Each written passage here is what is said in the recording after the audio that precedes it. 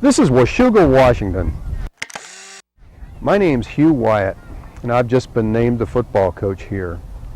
We've got a lot of work ahead of us, but regardless of anything else we do, we're going to put a lot of emphasis on the fundamentals, blocking and tackling. In this video, I'm going to talk about how we teach tackling. It's the same way I've taught it since 1982. In all that time, we've never had a player injured making a tackle.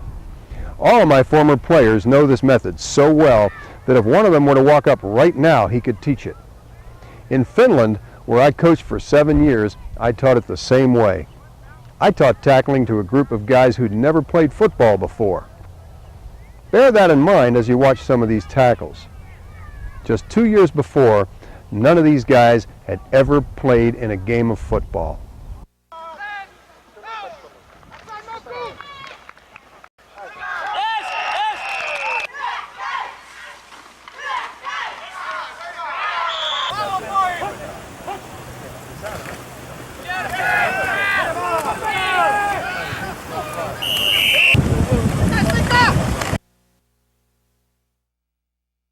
Pretty good, huh? Especially when you realize that these guys had as much experience as the average American middle school kid. Now, if I can teach it that way to foreigners, most of whom had never even seen a game of football until they played in one, you can teach it that way to American kids. There are 3 reasons why we teach it this way. First of all, it's as safe as we can make it and still play tackle football. If we continually emphasize tackling safely, there's less chance that a player is going to get hurt. Football's a rough game and injuries are going to occur.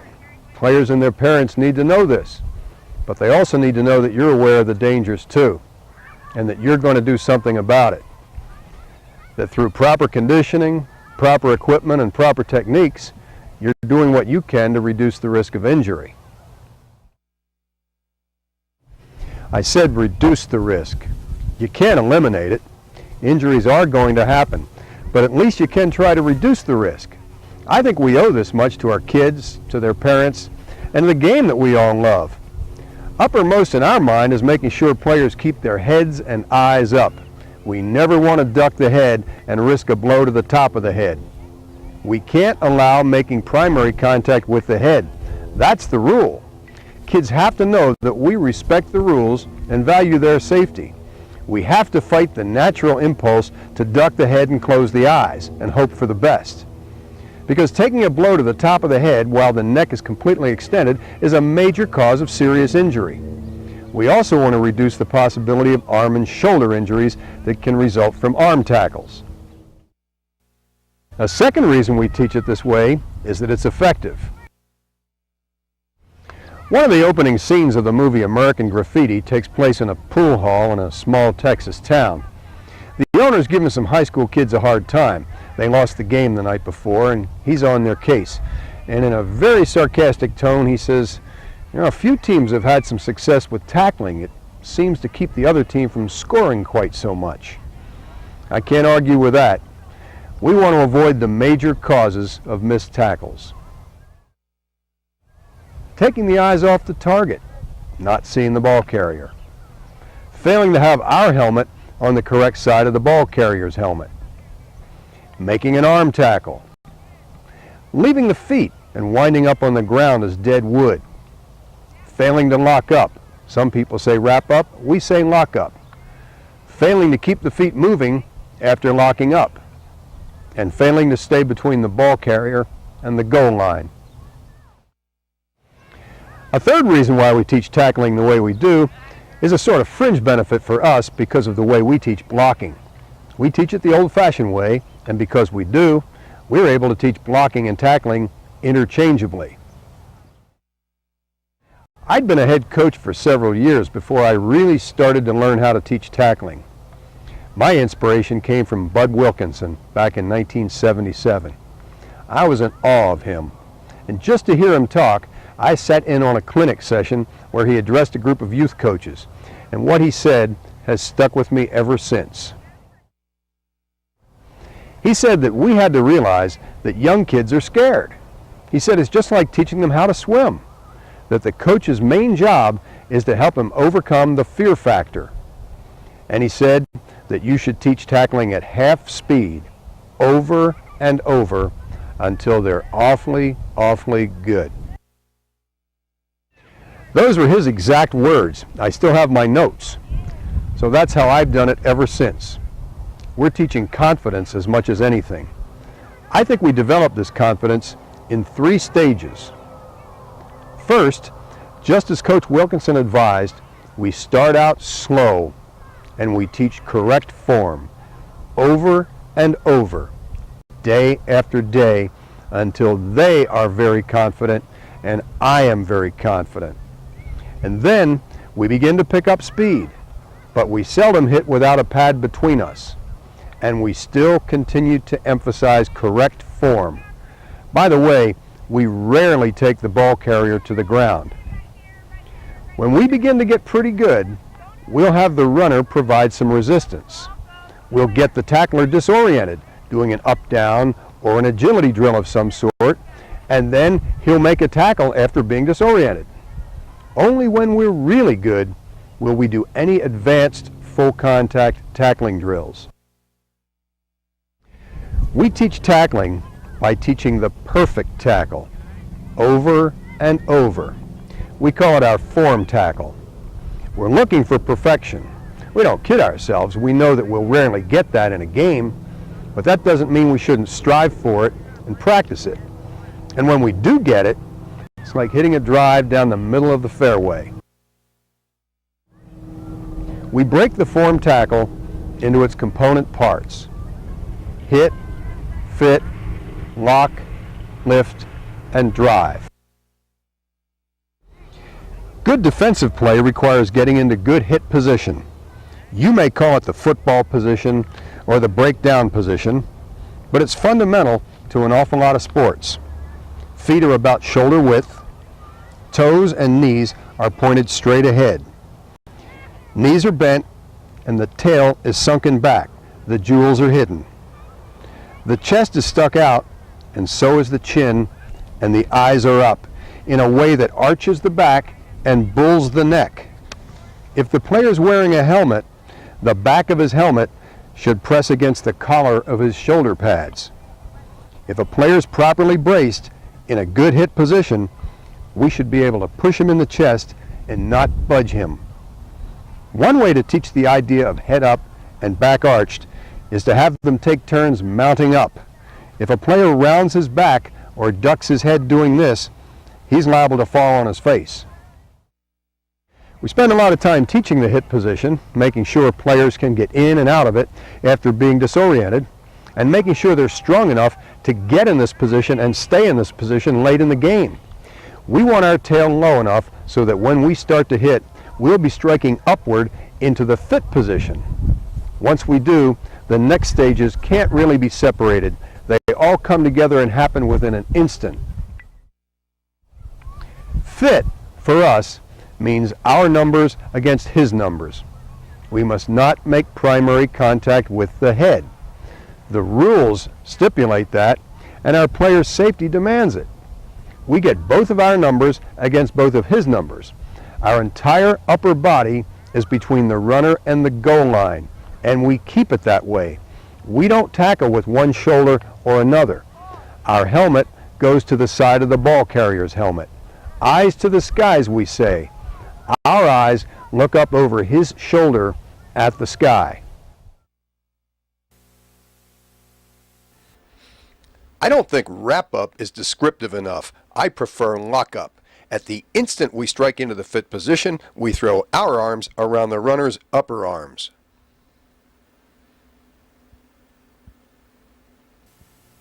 And we work to lock one of our hands around one of our wrists behind the runner's shoulder pads.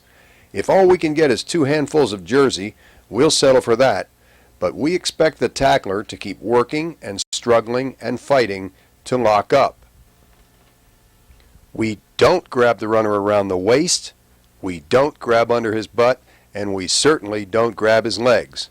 We want to lift his shoulder pads off.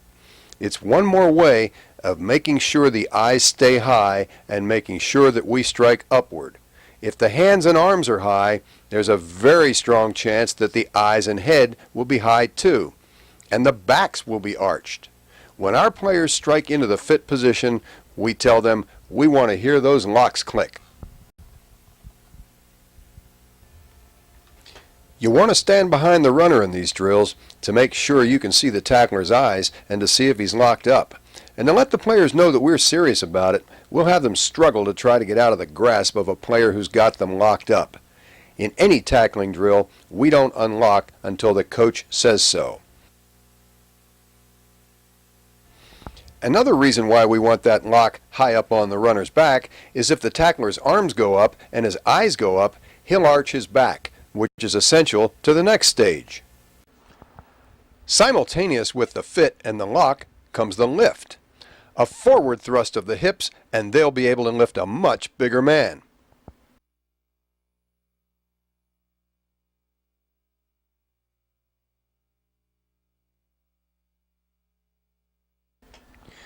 We'll rarely lift a man off his feet in making an actual tackle, but the act of working to get the lift requires us to keep our heads up, and it begins to get our legs involved. The drive portion of the tackle is the continuation of everything we've done up to this point. We're going to win this contest by using our legs. The upper body's major role in this is to hold on tight while we use our legs to drive the runner out of bounds or back where he came from. Whenever we practice tackling, we seldom take a runner down, but we always drive him a specified distance just to reinforce the idea that we're in a struggle with him and we are not going to lose. In a drill, we don't stop driving until the coach says so. There are two firm rules that I have. First, in any drill, we always make sure a player has a successful rep. You got to do whatever you have to do. Stack the deck if you have to, but don't send him to the end of the line without a successful rep. Remember, especially if he's young or inexperienced, you don't want this bad experience to add to his fear or his lack of confidence. There's another reason why we don't settle for an unsuccessful rep. The old expression, practice makes perfect, is only true if it's perfect practice. Practice makes permanent. Perfect practice makes perfect. The second rule we have is eliminate mismatches. Always make sure to equalize players on the basis of size, but also of ability, because there can be a great disparity in know-how between a kid who's been playing a few years and a kid who's playing for the first time. One final word of caution before we start showing you drills that we use. Whatever exercises you use, you must do everything you can to see to it that your players' necks are strengthened. And they must be convinced while they're working on their necks that you are serious about them doing it.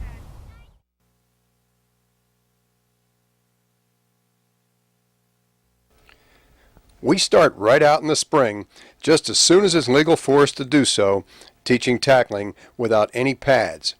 We want the runner to hold his hands behind his back. We want the tackler in a hit position no more than 6 inches away from the runner. When we make contact, it's going to be numbers against numbers. Our arms around his upper arms, our eyes to the sky. We'll lock and lift and drive for 5. Nothing's guaranteed safe, but this is about as safe as it gets. I can and sometimes do demonstrate this without wearing any pads. I do try to remember to take my glasses off.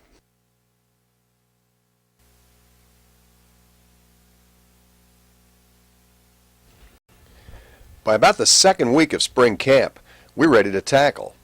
We want numbers against the shield, eyes to the sky, and we don't stop with the contact. We want to run right through the point of contact because we want to stress keeping the legs and feet involved in the tackle. This is the exact tackle that we'll be doing later on when we're very good and when we have pads on at full speed.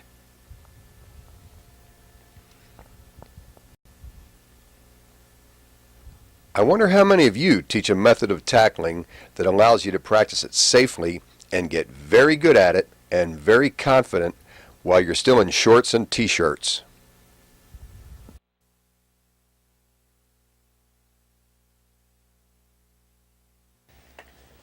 Woody Hayes once said, "You could teach blocking and tackling together because they're almost the same." At least they were the way he taught blocking and tackling, and they are for us, because with our double wing offense, we still teach drive blocking. An upward explosion, getting into a defender, sticking to him like Velcro with our numbers on his numbers, our head and eyes up, our elbows out, our feet driving. We stress using the feet to stay attached to him.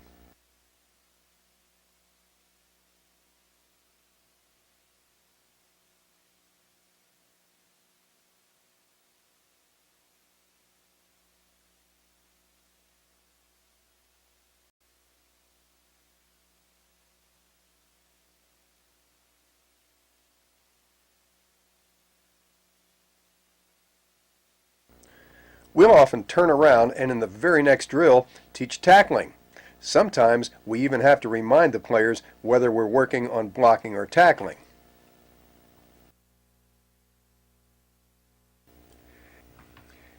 And we'll begin to add a little resistance by having our runners move forward at the starting signal.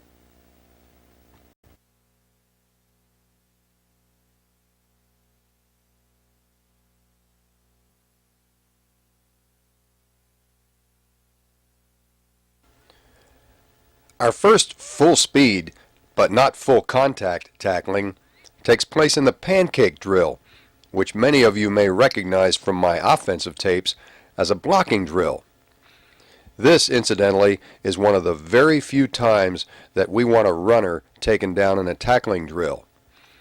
But with this drill, we do get the point across that at the end of every perfect tackle is a takedown, and by definition, that means the tackler's on top. I should remind you for safety's sake in this drill to make sure that you rearrange the bags at the end of every tackle and make sure that the runner holds the pad up over the bottom of his face mask.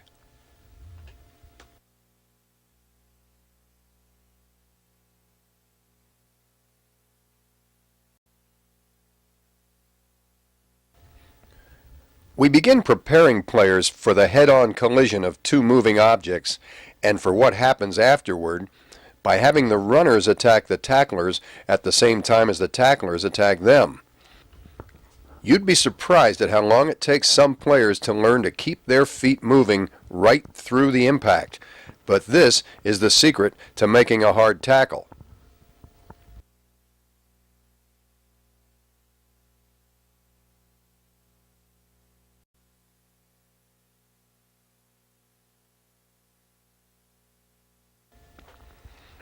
Everybody does agility drills of one sort or another, but unless you're training gymnasts, there ought to be some connection with football at some point. Some way of showing kids how the agility drills that they're doing are making them better football players. So we'll try to combine various agility drills with tackling. We want players to understand that the perfect tackle is something like playing a video game, and before they get to the perfect tackle level, they're first going to have to perform a few other feats. In season, we do one or more of these drills every day, whether it's backpedaling, doing an up-down, or doing a wave drill, the three agilities shown here. We want the tackler's eyes focused on the target at all times, even when he does the up-down, focused on the runner's torso, or in this case, the shield. Notice how we stress keeping the head and eyes up, the struggle to lock up, and always keeping the feet moving right through the impact and afterward. We still have a pad between us because I believe that this is our assurance of getting a full-speed collision without getting people hurt. If you try going hard without pads, you're going to get people hurt, and you'll have some people holding back, neither one of which will make your players better or your team better.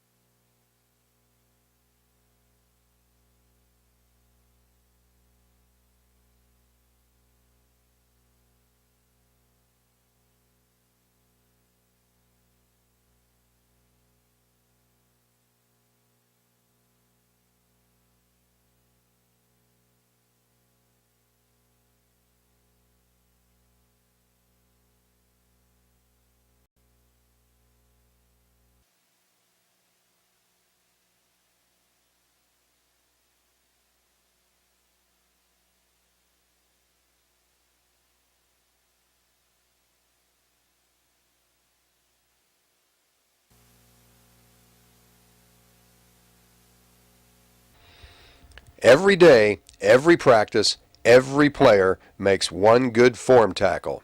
The runner holds his hands behind his back and jumps slightly before impact. The players know that only good tackles are accepted. Anything less is rejected and sent back, and the players rewarded with another opportunity to demonstrate a good tackle. Once you convince players that you're serious about this and that you'll make them do it over and over until it's done correctly, the rejection rate decreases noticeably.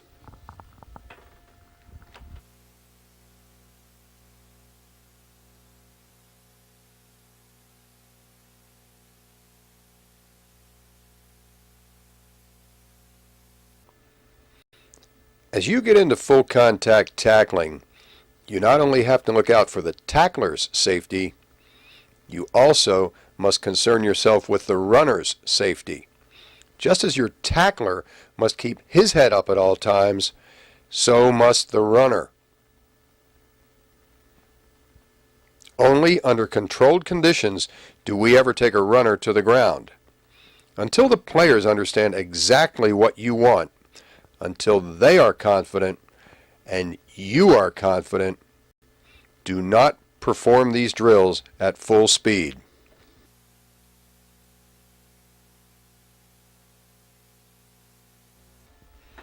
The goal line tackle is the first full contact tackling that we have our kids do.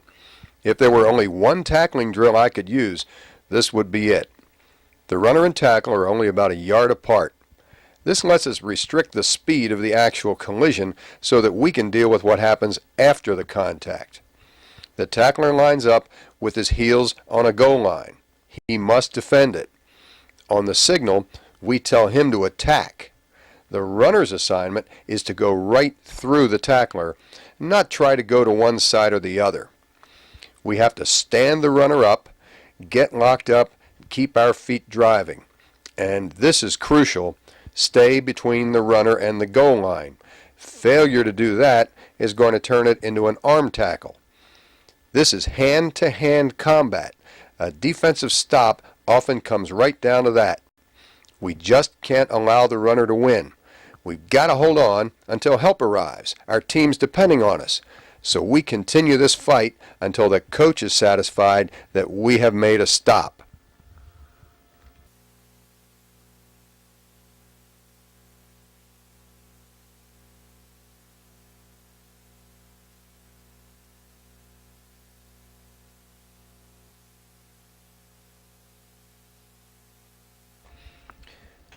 The over-the-top drill is another drill that restricts somewhat the force of the collision.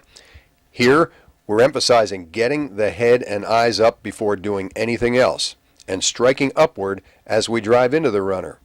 And just like the goal line tackle, we work to dominate the runner after contact. We keep stressing that good tackling is what happens after the collision.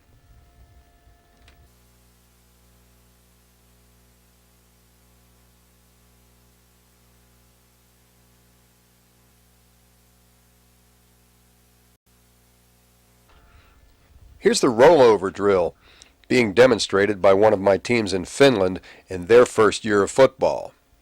Like the over-the-top drill, the rollover drill also restricts the force of the collision. You first have to make certain that players understand the importance of getting and keeping the head and eyes up before trying to do anything else. And like the over-the-top drill, we want to strike upward. And, as always, we emphasize the combat that happens after the collision.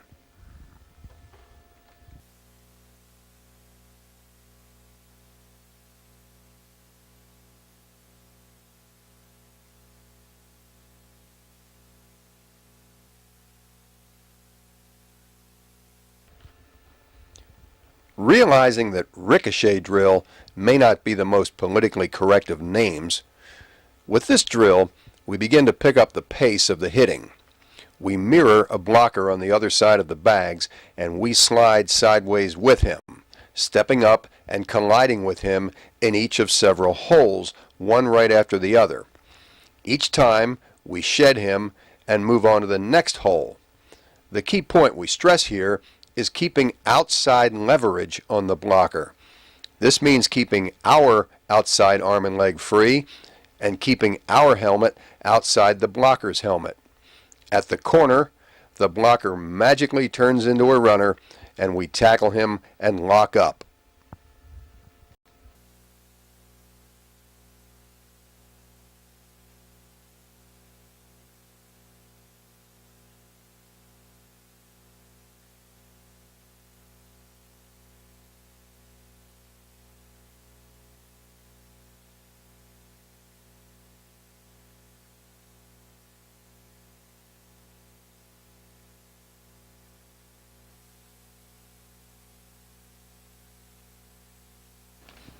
We've concentrated so far on the head-on tackle, but in reality, that's only a small percentage of our tackles.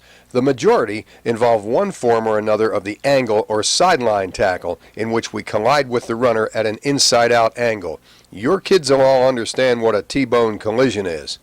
Tell them to stay as square as they can and stalk the runner to the sideline, looking for that T-bone collision. At the moment of impact, our head crosses the bow and we run right through him. We still want both of our numbers on him. Before, during, and after the collision, we stay on our feet and we keep them moving while we fight to lock up.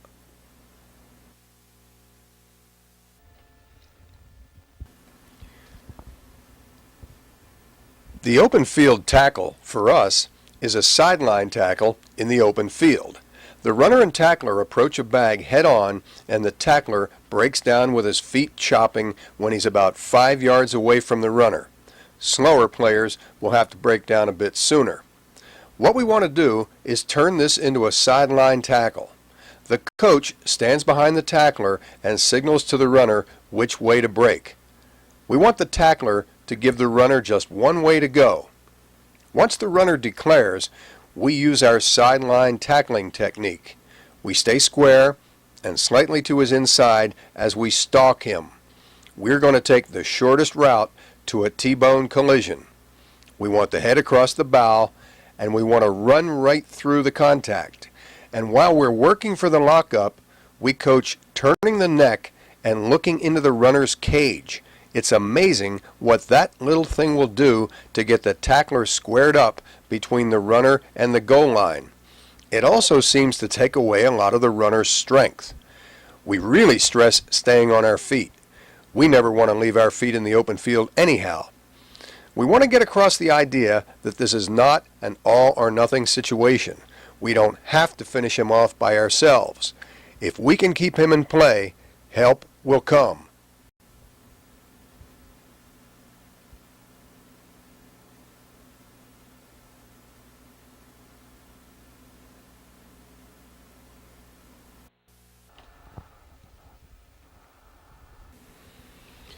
This is an exceptionally valuable drill because in this one, a player may be called on to make either one of the tackles we teach, a head-on tackle or an angle tackle.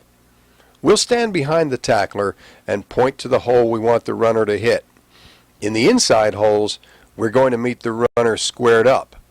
But as the runner gets wider, we're more likely to have to make an angle or sideline tackle. One of the problems you'll have with the angle tackle is the cutback, overrunning the ball carrier and allowing him to cut back on you. We want to give the runner just one way to go. We want to force an inside-out angle on him. We do that by stalking him. We stay square so that if the runner turns up abruptly, we can meet him head-on. We stay slightly to his inside, setting up the T-bone. And we close in on him, not giving him room to cut back. And as always, the key thing is to keep the head and eyes up, get both of our numbers on both of his numbers, lock up, and keep running right through the collision and afterward.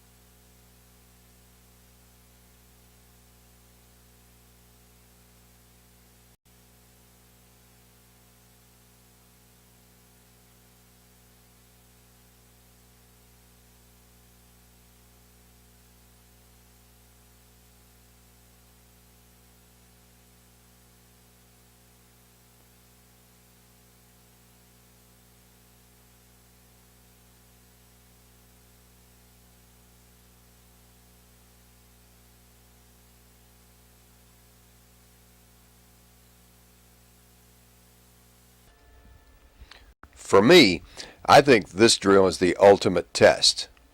We want to meet that ball carrier in the hole and drive him backward. Notice I used the word test, because I don't think of this as a drill so much for teaching as for testing, to see how well your kids have been taught, and also for periodic review to sharpen the skills they already have. If they aren't very competent in their tackling, this can be a very ugly drill to watch, not to mention a potentially dangerous one.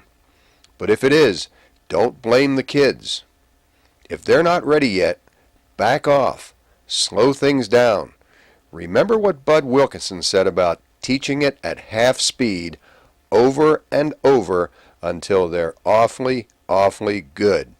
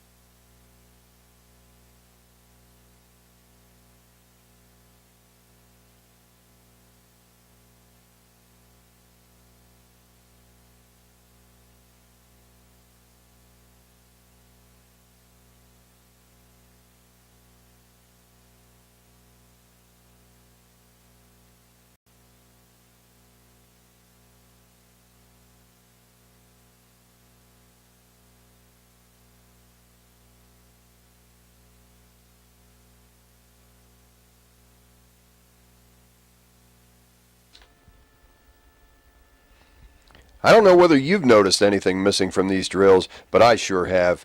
Darrell Royal, great coach of the University of Texas Longhorns, once said, "I don't look for good tackles, I listen for them." Go ahead, Christian. Short. Drop your legs, drop your legs. Got it, kid. Start moving, start moving. Go.